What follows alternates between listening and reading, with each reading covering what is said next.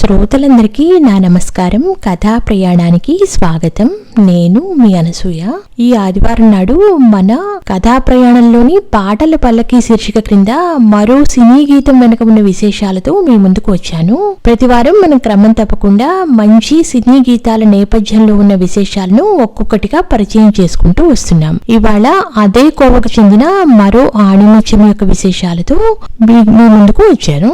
ఆ పాట గురించి తెలుసుకుందాం. విజయవాడలో జనవరి 1975 చివరి వారంలో కమ్యూనిస్ట్ పార్టీ ఆఫ్ ఇండియా వారి మహాసభలు జరుగుతున్నాయి. ఇద్దరు యువ పాటల రచయితలు రాసి పాడిన 2 గీతాలు సభ్యులని సభికులని ఎంతగా ఆకట్టుకున్నాయి అంటే, సభలు జరిగిన వారం రోజులు అంటే జనవరి 27 నుంచి ఫిబ్రవరి 2 వరకు రోజు వారి చేత ఆ పాటలు పాడించారు. ఆ సభల కోసమే వారు రాసిన ప్రత్యేక గీతాలవి. ఆ ఇద్దరు కూడా ప్రజానాట్య మండలి సభ్యులే. ఒకరు ధవళ సత్యం, ఆయన రాసిన పాట ఓ లగిజిగి. మరొకరు ప్రభు, అతను రాసి పాడిన పాట నాంపల్లి టేసన్ కాడి. కొన్నాళ్లు హైదరాబాద్ లో ఉన్న తర్వాత ప్రభు వరంగల్ సమీపంలోని తన స్వగ్రామానికి తిరిగి వెళ్లిపోయారు. అతను ఆ పాట ఒక పాత జంగందేవర పాట విని ప్రభావితులై రాశాడు. ప్రభు ఎన్నడూ సినిమాలకు పనిచేయాలి అనుకోలేదు అన్నారు ధవళ సత్యం.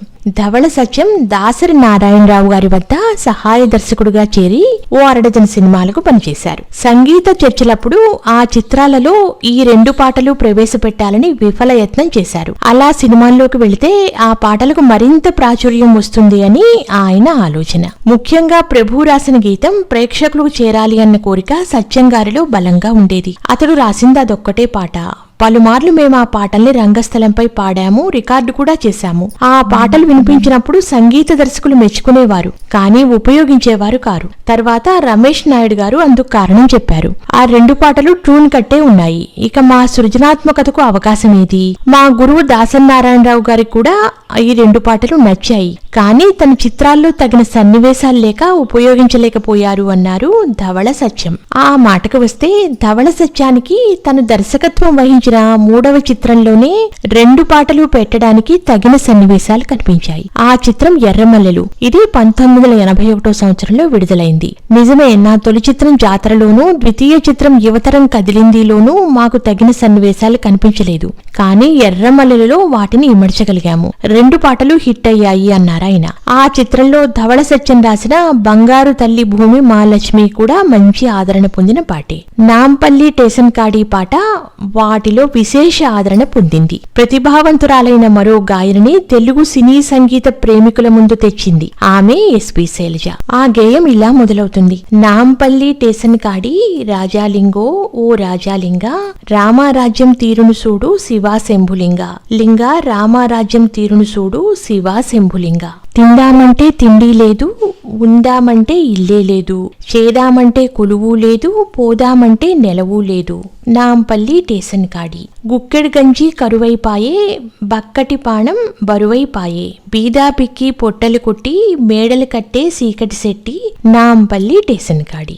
లేని అమ్మది అతుకుల బతుకు, ఉన్న బొమ్మకి అందం ఎరువు, కారల్లోనా తిరిగే తల్లికి కట్టే బట్ట బరువైపాయే, నాంపల్లి టేసన్ కాడి. ముందు మొక్కులు ఎనక తప్పులు ఉన్నవాడికే అన్నీ చెల్లును, ఉలకావేమి పలకావేమి బండారాయిగా మారిన సామి, నాంపల్లి టేసన్ కాడి రాజాలింగో ఓ రాజాలింగ. ఆ గేయం ఈ రకంగా సాగుతుందన్నమాట.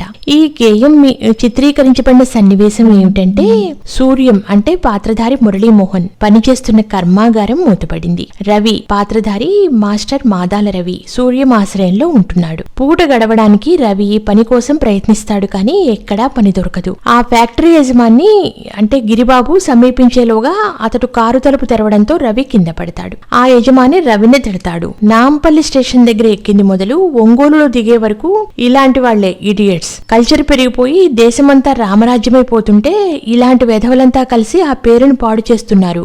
ఇలా తన తిట్ల ప్రవాహం సాగుతుంది. కారు వేగంగా కదులుతుంది. కింద పడ్డ రవి లేచి వ్యంగ్యపూరితమైన ఈ పాట పాడతాడు. మాదాల రవిపై ఈ పాటని ఒంగోలు రైల్వే స్టేషన్ వద్ద వీధులలోనూ చిత్రీకరించారు. చక్రవర్తి సంగీత దర్శకత్వంలో విజయ గార్డెన్స్ డీలక్స్ థియేటర్లో రికార్డ్ చేశారు. పాటలోని పల్లవికి చరణాలకి అంతకు ముందే ట్యూన్ కట్టడంతో నా పని అల్లా మధ్య మధ్యలో వచ్చే నేపథ్య సంగీతానికి బాణీ కట్టడమే అన్నారు చక్రవర్తి ఒకసారి మాటల సందర్భంలో ఈ పాట గురించి చెప్తూ. బాలనటుడిపై ఈ పాట చిత్రీకరించడం వల్ల ఒక లేతగళమైతే బాగుంటుంది అని శైలజను ఎంపిక చేశాము అన్నారు ధవళ సత్యం. మాదాల రంగారావు నిర్మించిన ఎర్రమల్లెలు ఘన విజయం సాధించింది. ఆ చిత్రంలోని పాటలన్నీ హిట్ అయ్యాయి.